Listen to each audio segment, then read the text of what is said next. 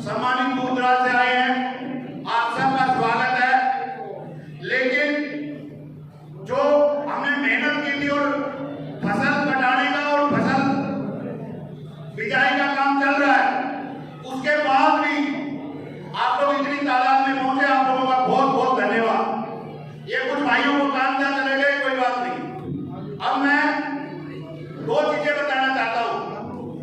मैं कोई राजा महाराजा का बालक नहीं हूं, एक फौज के हवलदार का बेटा और फौजी सिपाही।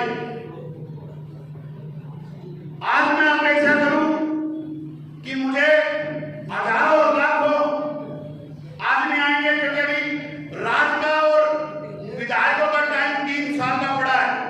मेरे पास 300-400 ऐसे युवा साथियों के फोन आए थे, जिसमें कोई सरकार में है, कोई सरकारी नौकरी में है, और उनके जज्बे को उन्होंने जिस प्रकार से बात की है, जिस दिन आपका टाइम आएगा, मैं वादा करता हूं इन लोगों के परखचे उड़ जाएंगे। अपने को आज हमारा प्रोग्राम सफल रहा, सभी युवा साथियों का धन्यवाद करता हूं। दूसरा एक IMT उड़ाना के लिए बोलना चाहता हूं, मनोहर लाल खट्टर जी उसको कैंसिल कर चुके हैं। मीडिया भाइयों को भी मैं ये दूंगा जो डॉक्यूमेंट है। मैं एक बार बताना चाहता हूं किस प्रकार से मारुति कंपनी खरगोदा में गई, 900 एकड़ जमीन चाहिए थी और खुडाना गांव में 929 एकड़ जमीन दे रखी है। इसका मतलब सरकार की मंशा नहीं है। दूसरा, एक और 70 एकड़ की जमीन का आदित्य बिरला ग्रुप का एक जो ये HSIITC को 1140 करोड़ रुपए का निवेश करने के लिए मनोहर लाल खट्टर ने पानीपत में जगह दी है। अगर वो चाहते तो हमने 929 एकड़ जमीन दे रखी थी खुडाना में। आपके यहाँ वो 70 एकड़ में अगर एक इंडस्ट्री लगाते तो आप यकीन मानो जो आप और हम बैठे हैं, अगर हमारी जितनी गुंजाइश थी, हम भी अपने छोटे मोटे इंडस्ट्री लगा सकते थे, तो वो कम से कम 300-400 एकड़ में हो जाता। और एक हमारे पास IMT के नाम के, रोजगार के नाम के बाहर जाने के युवाओं का जो खर्चा परेशानियां हैं वो सारी बच जाती। सीधा का सीधा असर है, मनोहर लाल खट्टर जी सिर्फ इस साइड में रैलियां करते हैं, काम करने की बारी आती है तो नहीं है। लेकिन आपकी बात जिस प्रकार SDM साहब ने आपको आश्वासन दिया है, मैं आशा करता हूं कि उस आश्वासन पे काम हो। अगर नहीं होगा और जिस प्रकार से मैंने वो लिखा हुआ उनको दिया है, तो आप यकीन मानो अब 4 आदमी चाहिए थी और उनका जो एक आदमी एक पानी को मटको लेकर चले 2 आदमी चाहिए थी। आपका 6 चाहिए थी, आपका 600 तो गए बैठा था। तो अपने को उस चीज से डरने की जरूरत नहीं है। अगर काम नहीं करेंगे तो फिर गिराउंड में आना, आपका ध्यान नहीं रहा किधर। दूसरी चीज, जिला मुख्यालय के लिए राजवीर बाबू जी ने भी बताया कि हमने भी पूरा संघर्ष किया था, लेकिन चलो किसी कारणवश या इन दोनों की राजनीति, जैसे भाई कुलभूषण ने बताया, मैं नाम लेके क्लियर करूंगा क्योंकि मेरे पास रिकॉर्डिंग पहुंच चुकी है और 7 रिकॉर्डिंग है, व्हाट्सएप पे अभी चलाऊंगा, तो जिससे बात की उसका सम्मान थोड़ा सा अलग हो जाएगा।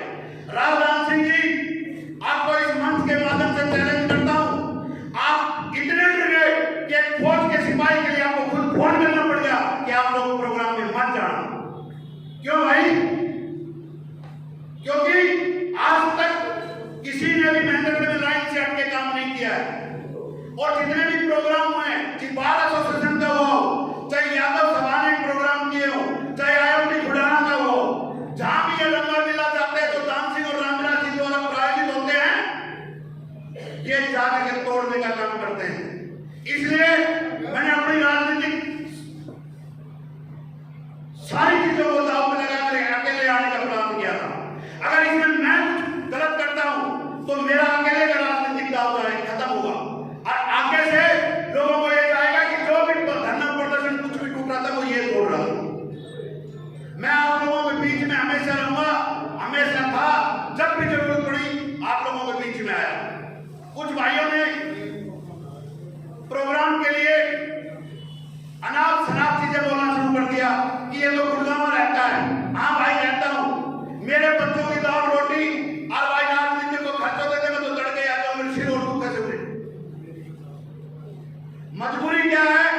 हम ईमानदार हैं और अपने जो पैसे हम कमाते हैं वही खर्च करते हैं, अपनी मेहनत से कमा करके खर्च करते हैं। एक बड़े पत्रकार ने कहा था, मैं नाम नहीं लूंगा, कोई चीज उन्होंने बताई मेरे को कि बलवान फौजी आपकी नीयत और नीति साफ है, और जिसकी नीयत और नीति साफ होती है उसमें बरकत होती है, भगवान उसका सपोर्ट करता है। पत्रकार भाई का मैं नाम नहीं लूंगा यहाँ। और कोई बोलता है कि राजनीति करता है, मैं बोलता हूँ अगर अच्छे तरीके से अच्छे कामों को करके की जाए तो आप लोग की राजनीति करिए, हम भी साथ आएंगे। ठीक है, दोबारा जब भी आपको कोई भी संदेश मिले, मैं पर्सनली आप लोगों के पास आऊंगा और मिलूंगा। हर काम में अपनी टीम तैयार करो, जैसे ही आपकी टीम तैयार हो जाएगी मैं वादा करता हूं आप अपने गांव के सार्वजनिक काम की लिस्ट लेके आना, काम करवाना मेरा काम है। ठीक है, सब पत्रकार भाइयों का बहुत बहुत धन्यवाद। और जिन भाइयों का संबोधन रह गया था वो अगली बार जब अपना दोबारा से अमल करेंगे तो फिर आप बातों की जगह अपने यह स्टेज यह सब कुछ एक है। वो ये एसडीएम साहब आगे थे जिस वजह से थोड़ी सी व्यवस्था ठीक नहीं। बहुत बहुत धन्यवाद। जय हिंद, जय भारत, भारत माता की जय, भारत माता की जय, भारत माता की। मुद्दे आप लोगों ने भी देखे। मैंने एसडीएम दिनेश कुमार जी को सारा का सारा जो ज्ञापन दिया है वो मैंने आप लोगों के सामने पढ़ के बताया है। एसडीएम साहब ने कहा है कि 10 दिन में वो आप लोगों को महेंद्रगढ़ में विकास कुछ काम जो गड्ढों का है, मरम्मत का है, वो चीज़ देखने को मिलेगा। बाजरे खरीद में आप लोगों को देखने को मिलेगा और खाद की जो कमी चल रही है वो भी पूर्ति करने का उन्होंने आश्वासन दिया है। जी, जो आपने ज्ञापन दिया उसमें क्या मांगे रखी? उसमें मांग यही रखी है, अगर ये लोग काम नहीं करते हैं तो महेंद्रगढ़ से शुरू होकर के श्री मनोहर लाल खट्टर हरियाणा सरकार के मुख्यमंत्री, उसका पुतला शव यात्रा निकाल करके और उसको राव तुलाराम चौक पे